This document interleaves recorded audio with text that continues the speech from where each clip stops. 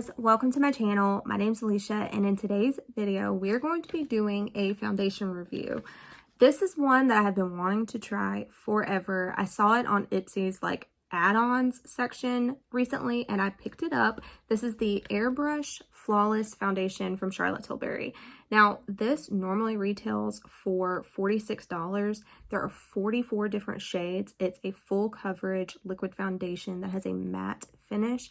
It's supposed to be for all skin types. It's supposed to be sweat proof, waterproof, transfer proof, all these different things. Is supposed to reduce the appearance of wrinkles, all of that. So it sounds amazing. I could never bring myself to purchase it at the $46 price tag, but when I saw it on Ipsy's add-ons for, I think it was like $18, I definitely snagged it.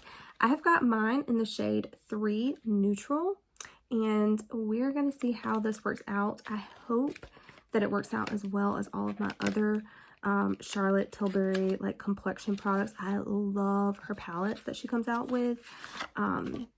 And I'm looking so forward to her new one that's coming out this year that's very like rosy mauve-y toned. I cannot wait for that. All it says currently is that it's coming soon. There's no date.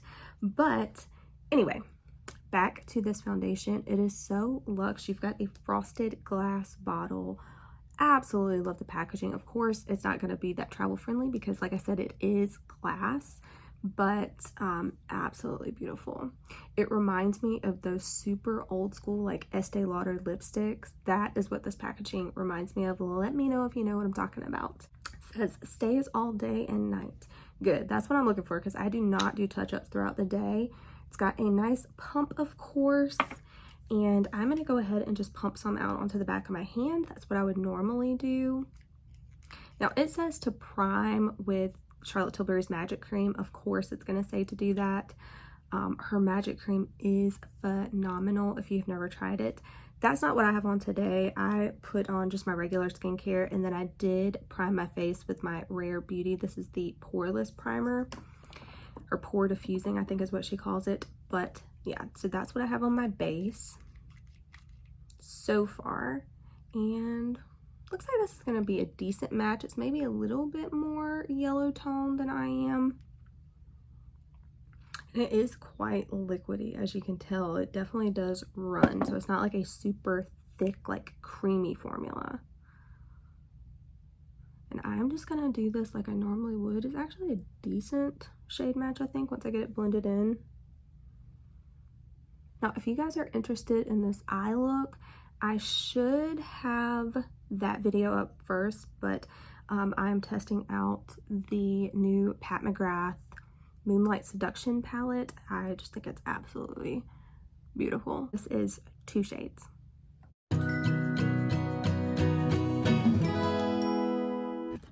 All right, and I'm just using a brush and I am pressing this into my face.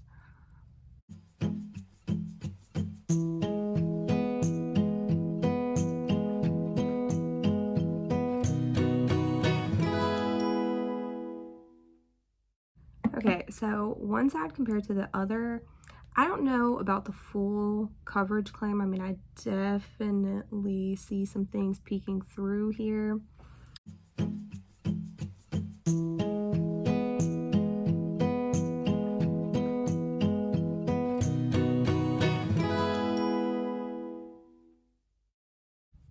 It is a good match though.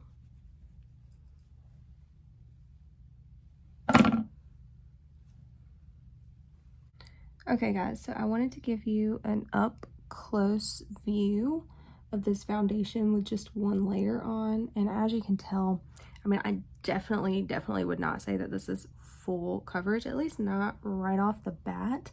I am going to try to build this up though. So I'm just going to put like another, I'd say a pump, and I'm just going to kind of put this on my cheeks where I need a little bit more coverage.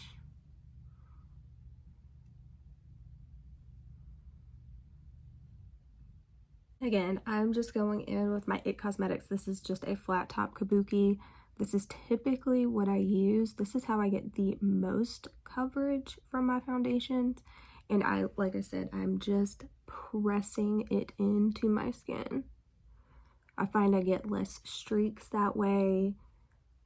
You could always blend in with a brush and then just go in with a damp beauty blender after and just kind of run that along your face. I've done that before as well.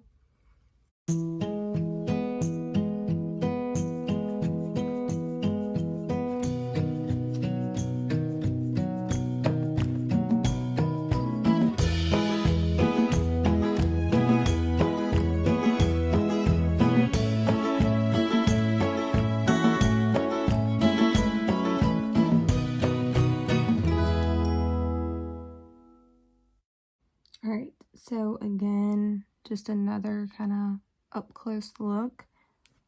I definitely think it did build up. I got some more coverage. This I think is just, I don't think anything really would cover this guy. As far as how it's sitting on my skin, it looks a little bit heavy, and especially like right here, I can see it just kind of sitting.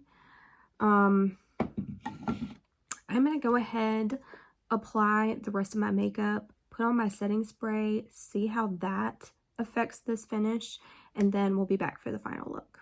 All right, guys, so this is the completed makeup look. I'm gonna run you guys through what I have on the rest of my face. So for concealer, I used the CoverGirl. This is the True Blend Undercover Concealer. I have mine in the shade Classic Ivory. I've been using this nonstop. I'm just trying to use it up, honestly. Then I set everything down with the Flower Beauty. This is the Light Illusion Perfecting Powder. I have mine in the shade L4 to M1. And this is very reminiscent of Charlotte Tilbury's Flawless Setting Powder.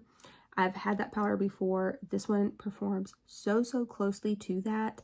I cannot see splurging on that powder again. So this, I think this is like my second or third one of these. It's so good. And then for the rest of my face, I pretty much used this Nude Gasm palette. I cannot wait for her new holiday palette to come out, like I said. But I mixed these two shades together as my bronzer slash contour. I used this highlighter. If you're not familiar with her highlighters, they are so beautiful. They're so soft, but they definitely do give you a glow. And they can be built up as well. And then for my blush, I pulled out this one from Cover FX.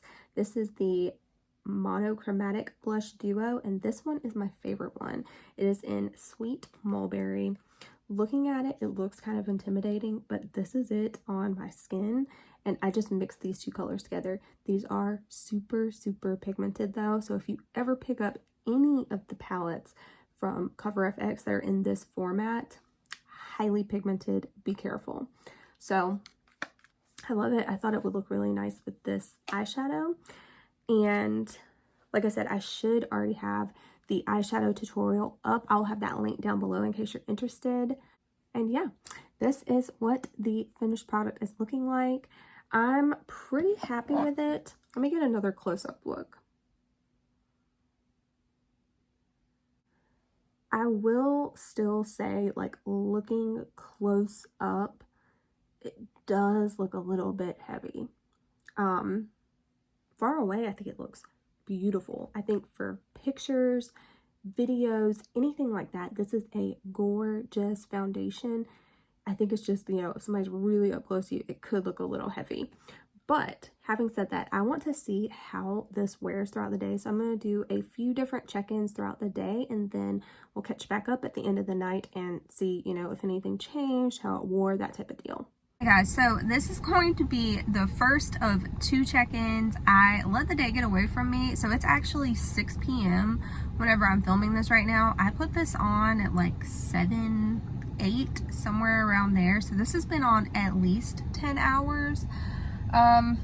There's like slight wear, I guess. You can tell I've gotten the tiniest bit oily, but honestly, this is more of like my highlighter than true oils. This does not feel heavy. A lot of foundations at this point in the day would be a lot more heavy than this, and I would be a lot more oily in general.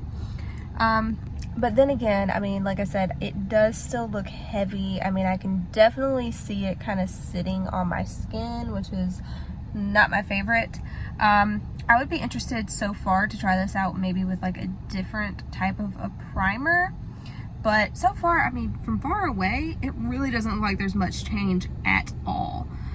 Again, it's when you get up close into the details that it's like, I don't know. But I will continue to wear this. I'll do one final check-in and then give like my actual final thoughts.